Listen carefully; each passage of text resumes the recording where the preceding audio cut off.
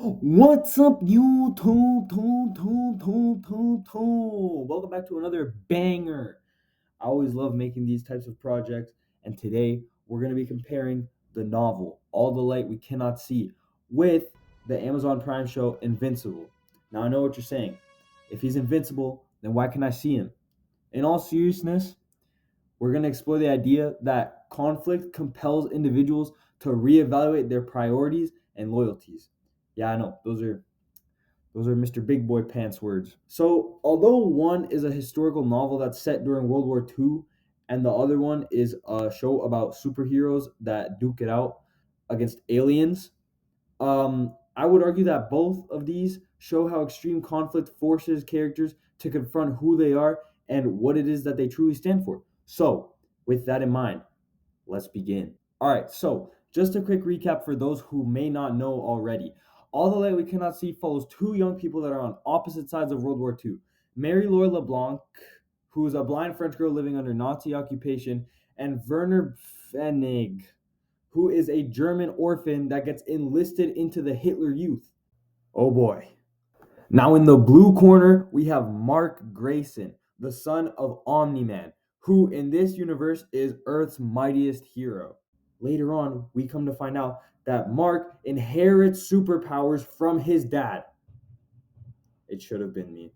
So, my loyal listeners, and by loyal listeners, I mean Miss Tetzloff, because let's be realistic, who else is going to listen to this? You might be wondering, what could these two stories possibly have anything to do with each other? Allow me to enlighten you. See, my thought process was to take Werner and take Mark in their respective stories and compare the two of them because, in my opinion, I find many similarities between the two. See, Mark grew up always idolizing his dad because if your dad was a freaking superhero, not to say all dads aren't superheroes, shout out to my dad, then would you not be idolizing him too? That's what I thought. Now, when we idolize something, we often tend to kind of brush off all the extra details that may not really seem too appealing to us. But in Mark's case, his priorities are completely transformed once he learns the truth about his dad. As we find out, Omni-Man is an alien invader who was sent to Earth to wipe out its defenders, in this case the Guardians of the Globe, and render it completely defenseless to an alien invasion. Are we serious? Now Mark is tasked with whether or not he should stay loyal to his dad, someone that he's looked up to and loved for his whole life up to this point basically, or the lives of, everyone else. And yes, I know what you're thinking. One life being sacrificed to spare the lives of billions of others seems like a pretty simple decision, right? And I would say so too. Well, until you remember that the Fantastic Four wouldn't sacrifice their stupid baby to save the world from Galactus. What I'm saying is these stories are fiction, okay? So they're made up.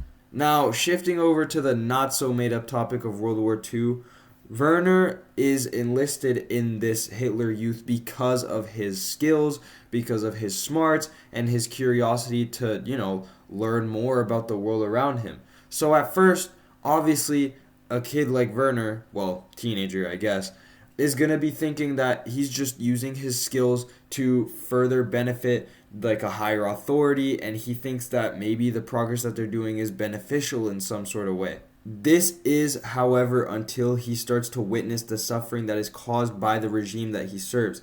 And at this point, Werner begins to question whether following orders is worth the moral cost. Now, this takes me to one of the most important quotes in the book, All the Light You Cannot See, that says, "Open your eyes and see what you can with them before they close forever." Now, I ask you, do you think that after opening their eyes, Mark and Werner are just going to sit back and keep allowing these injustices to occur under their watch? Cue the Superman theme. Hell no. Mark and Werner, sure, they could have been misled before. They could have been led astray by the idea of what they were once following.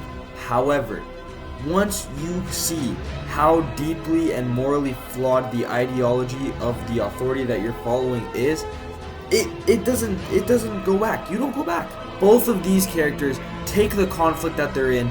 Werner being caught in the midst of World War II, and Mark literally having to fight his giant silverback gorilla alien of a dad. They take this situation and they look inwards. They look at where their priorities lie, where their loyalties lie, and they realize that they're not going to be misled anymore. So, logically, what does Werner do? He's going to grab that rifle and he's going to slime Von Rumpel out, because he knows that by doing that, he is saving an innocent Mary Lore. And Mark, who is a skinny ass kid, granted he does have superpowers, but he's just a kid like me. He's gonna go up to his dad, who he literally has just learned is an alien from another world, and he's gonna go toe to toe, because you know what he's gonna do? He's gonna stand up for those who cannot stand up for themselves. However, I do have to spill the beans on some very saddening news. For Werner's case, it does not end up in the most happy of ways.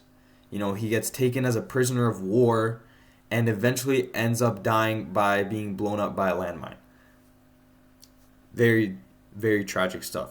And for Mark, he does go toe-to-toe with his dad. I will give him that. However, his dad sort of kind of beats him into a pulp and then flies away like a hunky spaceship. However, my point still stands that in the midst of conflict, individuals are compelled to look inwards and really debate whether or not their loyalties and their priorities are something that they truly stand for, or if maybe change is necessary, or maybe they thought something that maybe now they don't agree with.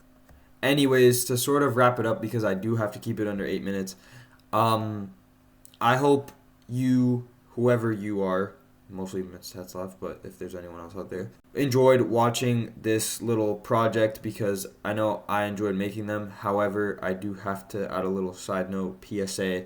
Canva sucks. Canva, I hate you, and I hate your video editing platform, because I had to basically re-record my whole project because the files got corrupted. So that's great. But thank you guys for watching. I appreciate you guys, and till next time, peace. What the f*** is this piece of